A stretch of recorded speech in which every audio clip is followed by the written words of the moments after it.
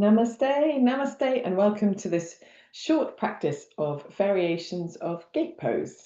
Um, so today I recommend being thoroughly warmed up before you attempt this practice.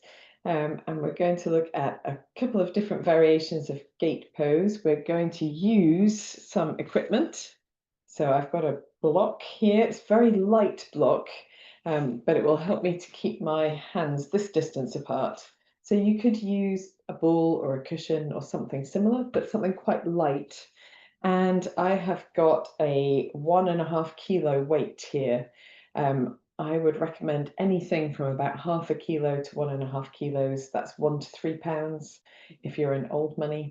And just something quite light. Remember when you're working with weights that if you're working at the end of your lever, then the weight is about in the arms about 9 times heavier for the shoulder to move at the end of your lever than it is close in. So if you're working with 3 pounds, it ends up being 27 pounds on the joint. There we are. Okay, so bear that in mind. You don't need much weight to add to this. And if you wish to add weight in latter repetitions after you've done it a few times and you find you've got the strength, then that's great. I've also got a small block to put underneath one knee because I like to protect my knees against the hard floor because I'm elderly now. So, okay, we are going to use these bits and pieces. I'm going to place my weight and block just down in front of me and begin just with a little cat-cow pose. So hands and knees, just finding a comfortable distance of arms and legs for you, and then just a gentle wriggle backwards and forwards through the spine. I like to focus on moving my shoulder blades, which is a little bit of a different take on cat and cow. And then in the center, a little bit of side to side.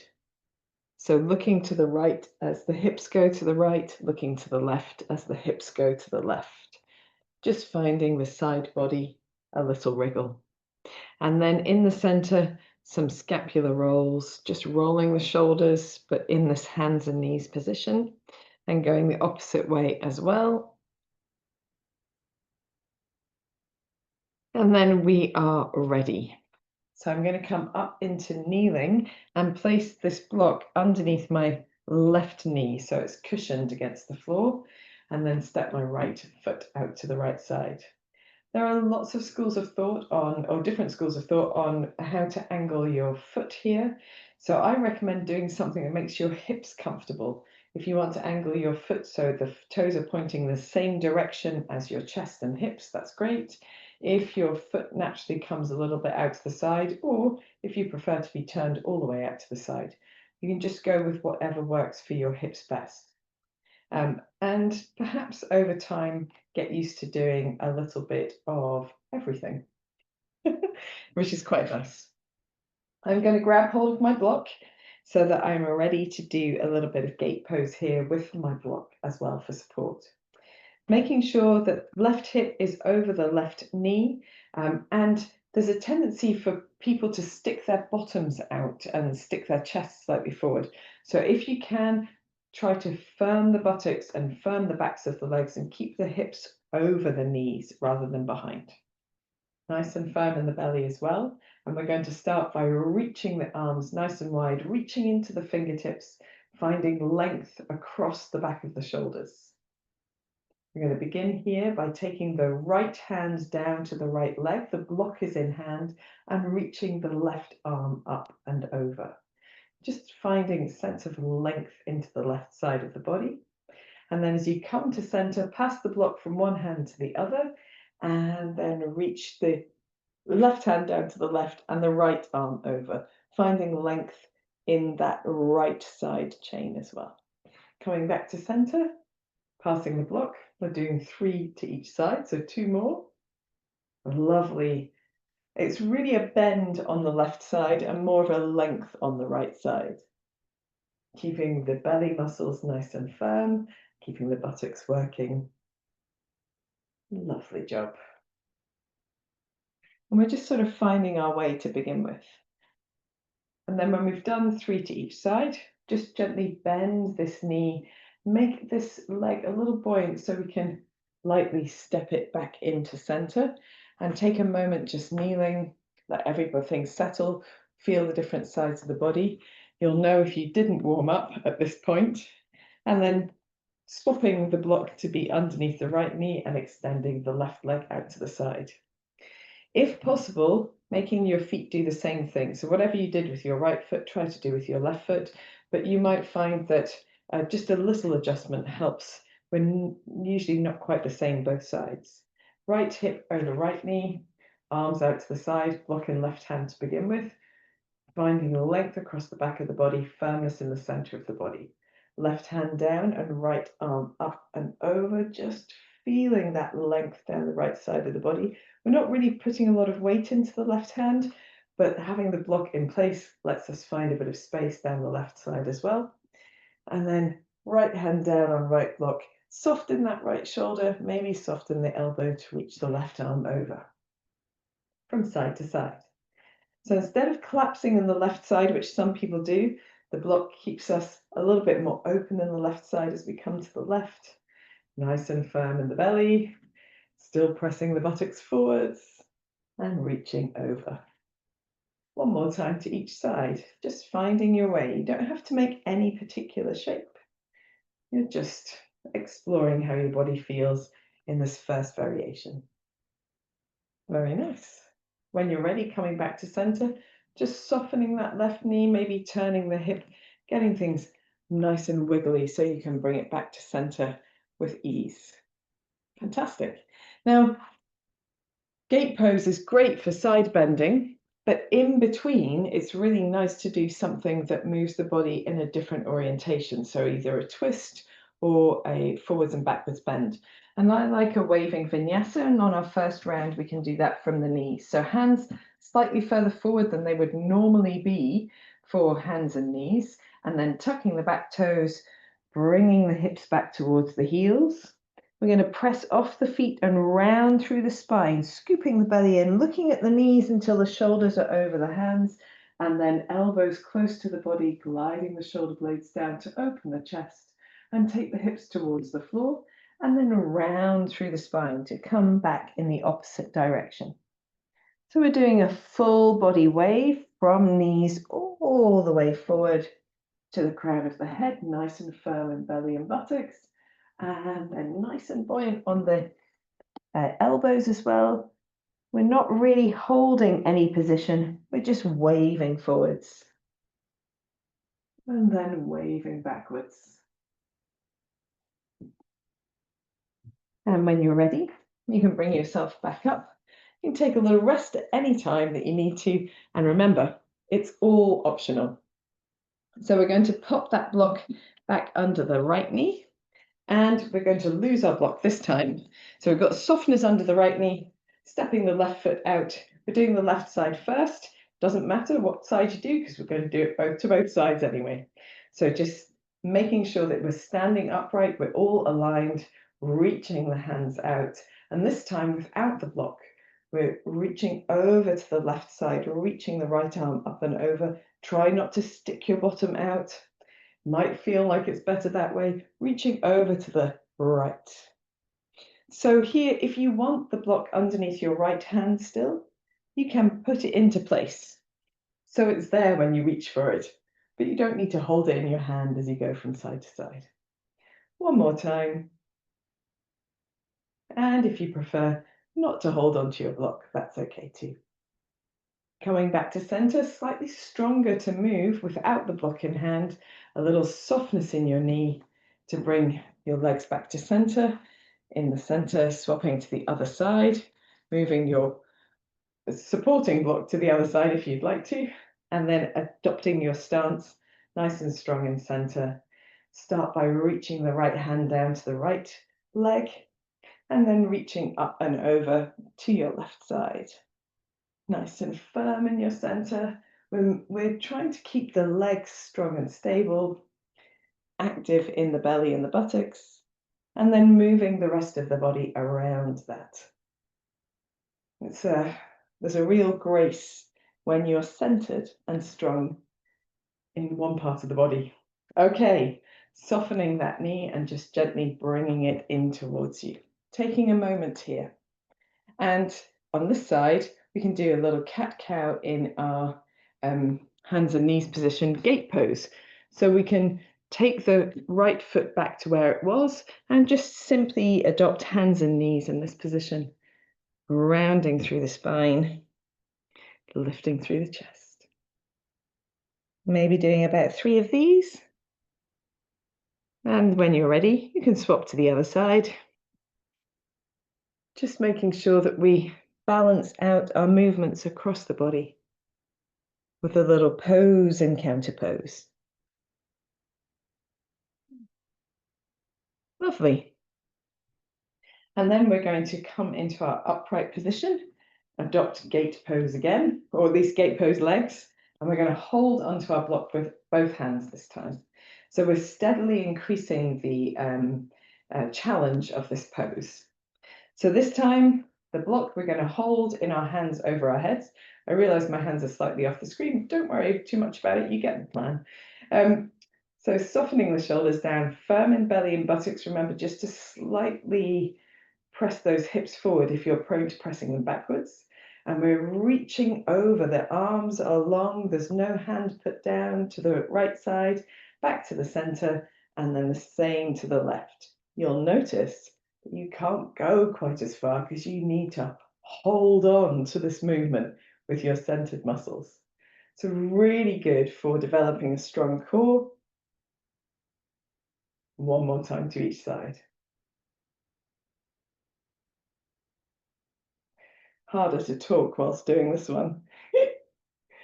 And then very gently bringing the block down, softening your knee, just bringing it into center. We're going to swap this block to the opposite side.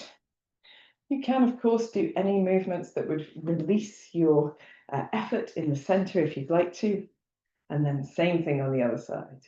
Reaching over into the left. I find that one slightly easier than this one over to the right.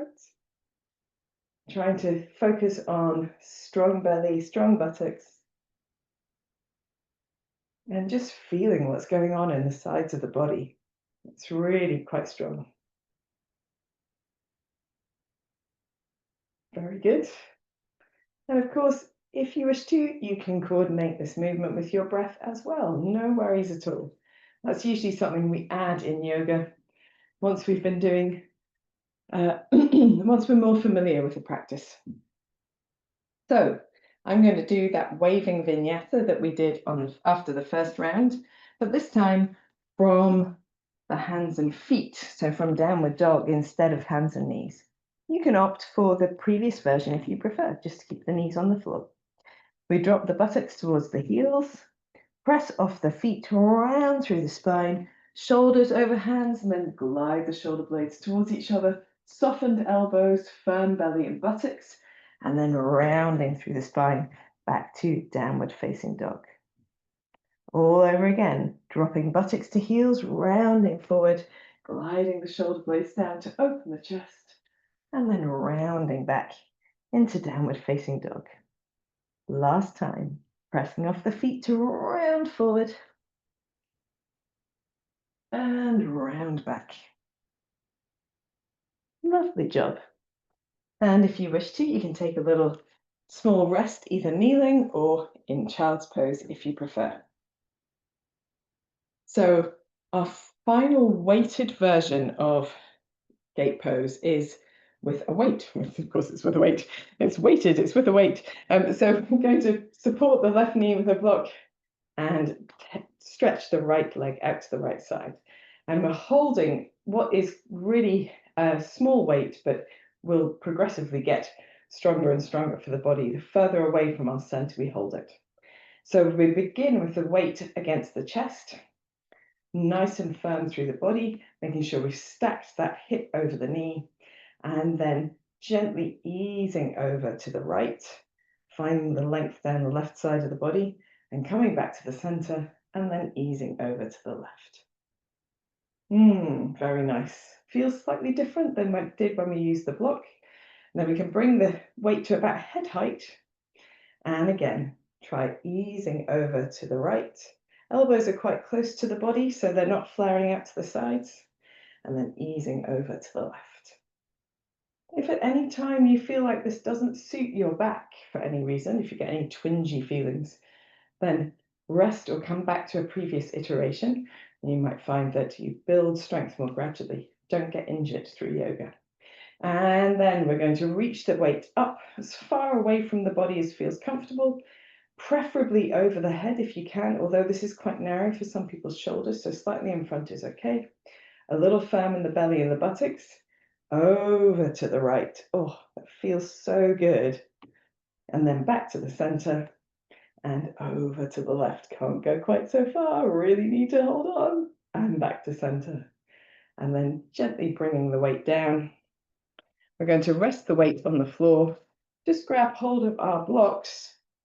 Place it over to the left-hand side. You might need to lower your block depending on how long your arms are. And we're going to come into this variation of the plank, the gate pose, but lift, if you want to, the right foot from the floor. And so here we're trying to make sure that we're sideways all the way down the body, drawing the shoulder blades towards each other, firming the belly and the buttocks. And then if you wish to add, you can bring elbow to knee. Just a little length and crunch.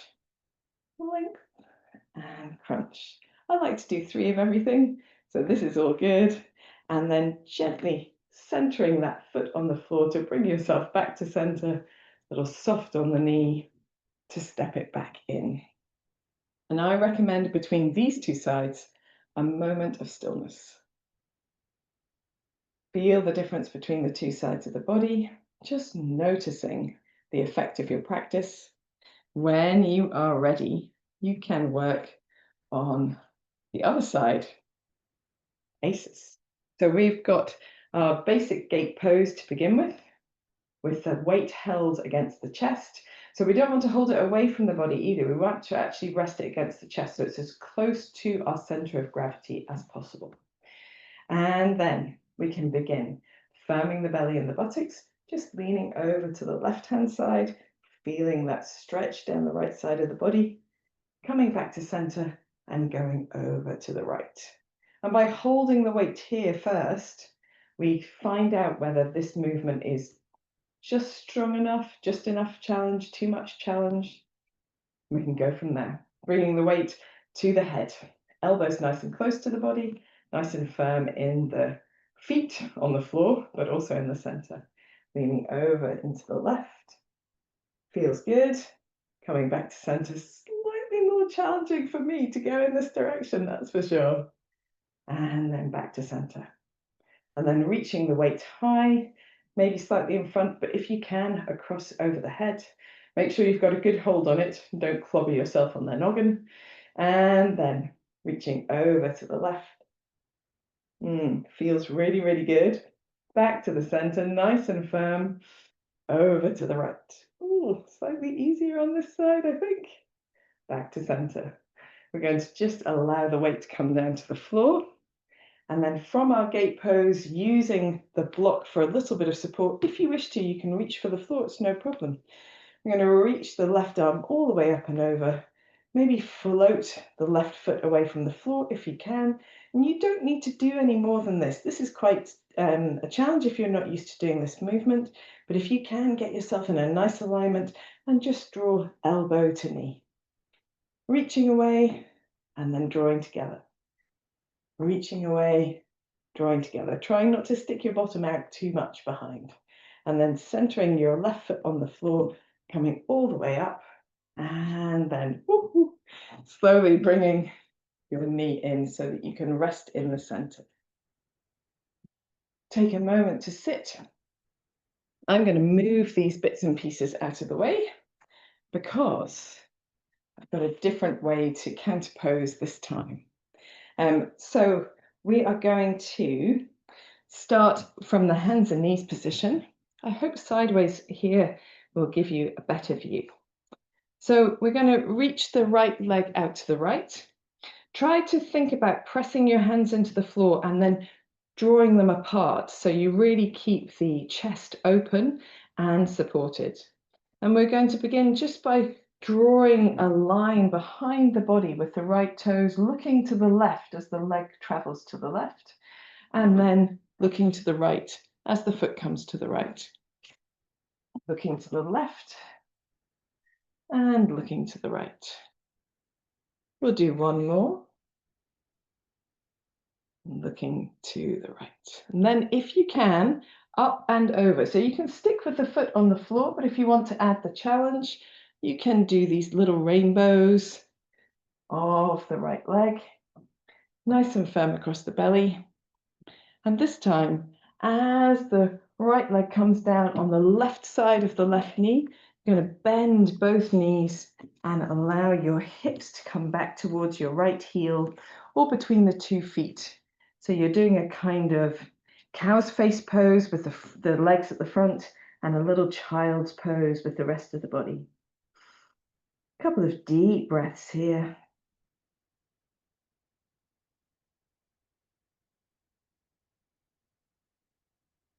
And then when you're ready, you can come back to center and just find your way back in.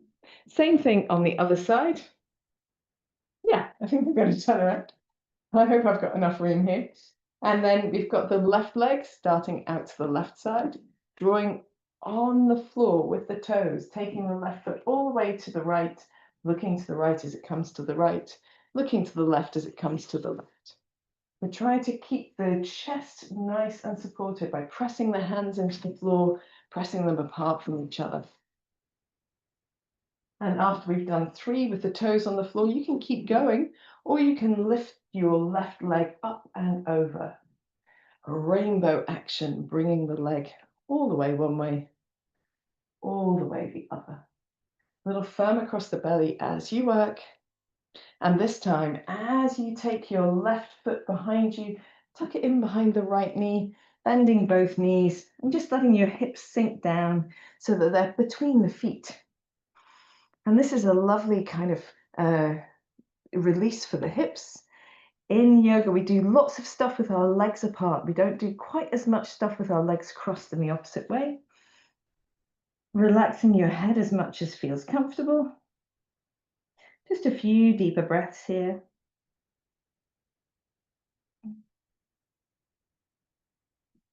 And then when you're ready, just gently unwinding yourself back to center. Now, the only thing that we haven't done is a twist. And so here, we could do a seated twist, would be really quite nice. So it's nice to move the body in a different orientation as well as doing different movements of the spine. So crossing left leg over right, we can sit really tall. Again, we've got that crossing of the legs, which feels slightly different from what we've done in our practice. A great counter pose is something that is intuitively or feels different than what you've done for your main practice. We can wrap the right arm around the left thigh and just draw it in towards us, scoop the belly in out of the way and turn to look over the left shoulder.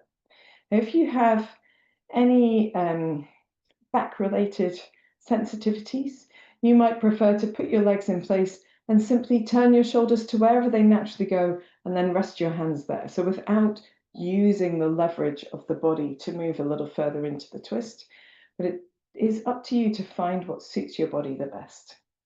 Soften both shoulders, turning your head if it feels comfortable in the neck. Deep breath in, long, slow breath out. Unwind by looking to the front with just your head, then releasing the hands, unwinding, looking a touch to the opposite side, back to the center, and then we will uncross the legs and move them the other way. So right leg over left leg at the moment, sit really tall. You can either wrap your left arm around your right thigh and draw it towards you, or simply turn the shoulders to wherever they get to and rest your hands. If you want to use a little bit of added leverage, you can, but do what is feeling right for your body in this moment. Soft shoulders, turning your head if you choose to, and long deep breaths.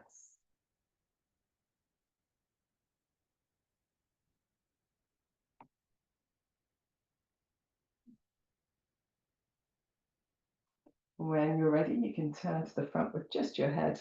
Then release your hands, unwind your spine, turn a little to the opposite side, back to the center. And we can finish with a little release for the hips, leaning back onto your hands, feet nice and wide, and just let your knees sway from side to side. You can do this lying down if you prefer. It's really nice to do it sitting up if you want. And for those of you who find this really super easy, you can do it upright. So because we're winding down, we're not going to add any extra challenge to this. But if you find it quite easy in the hips, upright is fine too. Whenever you're ready, just finding your way to a bit of stillness. I would recommend quite a good relaxation after this. Put on a piece of music you love or listen to the sounds of nature, or even better, take a rug outside and lie on the grass if you feel that helps you to have a sense of connection and experience fresh air around you. But you want to rest in stillness for about 7 minutes, maybe 10, maybe 15. If you fall asleep, it's fine. I hope you've enjoyed this practice. I look forward to practicing with you again soon. Namaste.